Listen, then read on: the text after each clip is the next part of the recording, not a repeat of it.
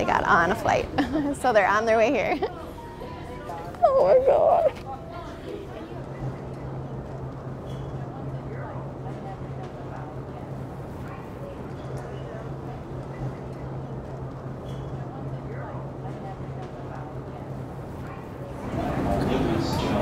This is good. Breathe. I was adopted when I was 6 weeks old. I was born in Bogota, Colombia.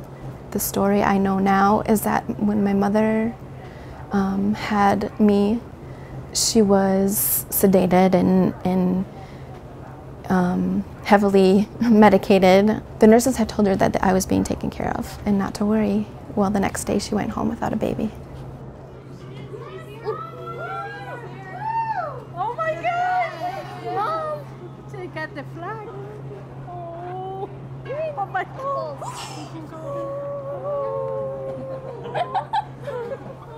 Yo me sentaba en los andenes de las calles y siempre me preguntaba quién la tiene, quién se la llevó, por qué me la quitaron. Yo la buscaba en Colombia y ella me buscaba aquí. Estoy muy feliz, muy contenta.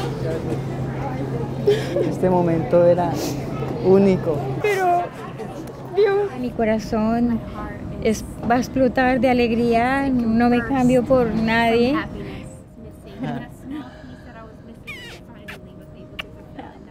I'm so happy that this is finally coming true. I think it helped her solve her, her life mystery, the thing that she wondered about most of her life. It gave her, I don't want to say closure, but it gave her the answer she was looking for. She was always happy after that. I never realized how many people she touched until after she passed.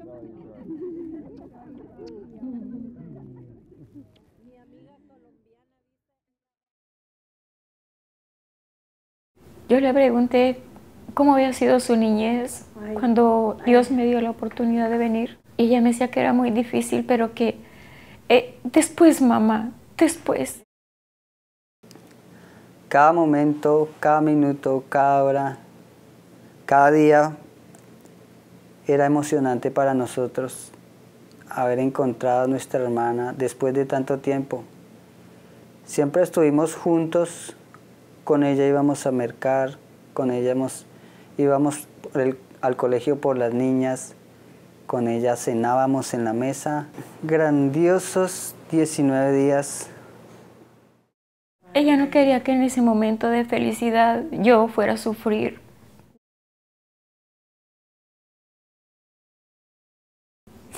Y ya ustedes tienen el resto de la historia de mi hija.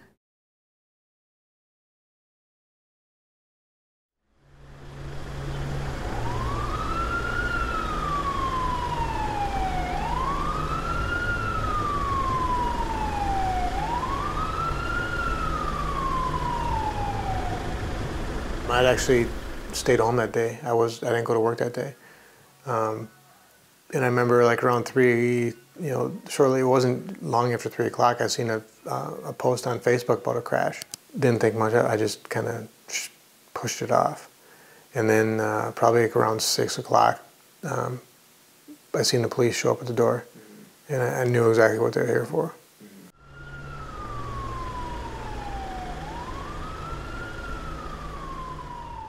Her mom was watching me, break down, and she had no idea what was going on. She had no idea why. So we had to wait probably about 20, 30 minutes for a Spanish translator to come in, and he explained to her what happened. And yeah.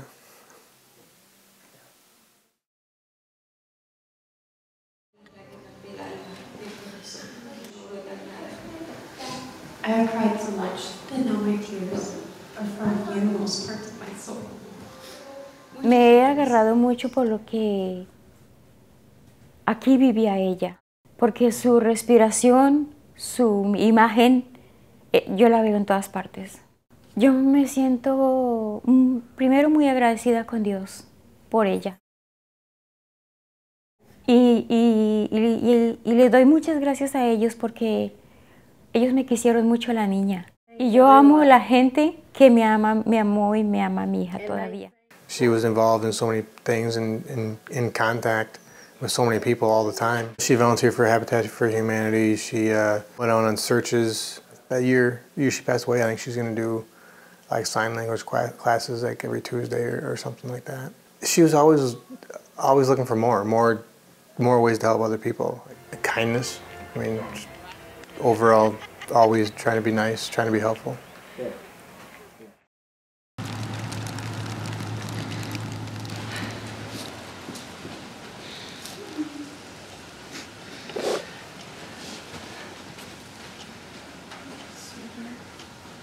There are so many stories about Marisa comforting people that you'll never find them all. She came as a volunteer to start sidewalking and helping clients, and she is very compassionate. She loved horses, and when she came here, we really quickly became part of her family, and maybe it's because we had so many needs, and she steps up to that. If she sees people who need help, she's there. If she sees people who needs comfort, she's there faster. Marisa couldn't step right across that boundary that we all put up around us, and she could do it without hurting you because she sincerely cared a lot about everyone she met. I saw her children act differently than other children, and I thought I was doing a good job teaching my children to be kind, but somehow Marisa taught her children to be much kinder than expected and still extremely strong. One of the biggest things she taught me was kindness.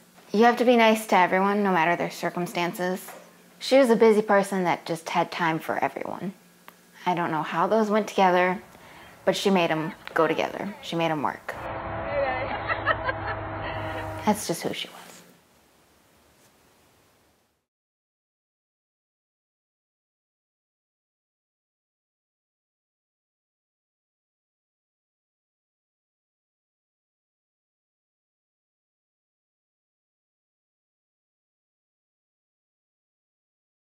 One thing Marisa was really great about, she was a deep listener, you know. She really could sit with people. And there's a lot going on in her life. You know, she had a big family, lots of responsibilities.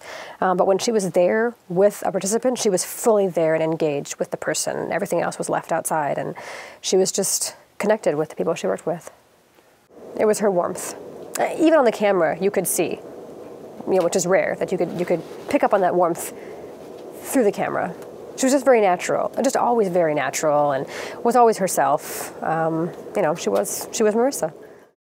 Algo que nos destaca a nosotros los colombianos es que somos muy afectuosos unos a los otros. Y Marisa demostraba aquello desde el aeropuerto. Nos sentimos llenos de amor, de alegría, de mucha felicidad. Adiós, te amo. A través de ella reflejaba ilusiones, muchas esperanzas para que nosotros estuviéramos junto con ella durante bastante tiempo. She was a huge go-getter. Whenever I failed at something, she said there'd be more opportunities for that and that I could always do it again. Her experience with all of us, and us with her, helped us get through so much, and she was just the best. Marisa's Closet, really, it was kind of Marisa's idea. It started with self-care kits that she wanted to develop. She put inspirational quotes in the kits, positive quotes. That was kind of her thing. She was our positive quote lady. So she would just put different things in the kits that would inspire a survivor to keep going. Then we started thinking, you know, we should do a clothing drive. And after she passed, you know, we wanted to keep that alive, if you will. So we just kind of kept going with this and getting donations. I'm inspired, of course, by our positive quote lady. I feel her absence pretty often. But at the same time, I feel that she's still with us every day as we're doing this work. Her heart was huge, and it was never full. She was always trying to help other people, and still had plenty of time for family. Like I said, I don't know how she did it. When I think of Marisa, I think of my very, very selfish feelings of this isn't fair. I need her. Who am I going to talk to? Who's going to hug me when I cry? And I can't imagine her family. Nobody loved their children more than Marisa loved hers. Between, faith, family, friends, and the community, I don't know if we had came out as good as we did. I mean, it was a struggle, but it made it less of a struggle. Yeah. What are you hoping for going forward? No, que el amor a mí no se me acabe para seguir dándolo. Que si es su santa voluntad y me permite volver, aquí volveré porque tengo mis nietos. There are a lot of people who have gone through things not nearly as difficult as you have that wouldn't have love left to give. What keeps you going? Why do you still think you have that after everything that you've been through? Porque Dios es amor. Y Él me da amor y eso doy yo amor. El día que Dios me dé el último respiro, daré amor.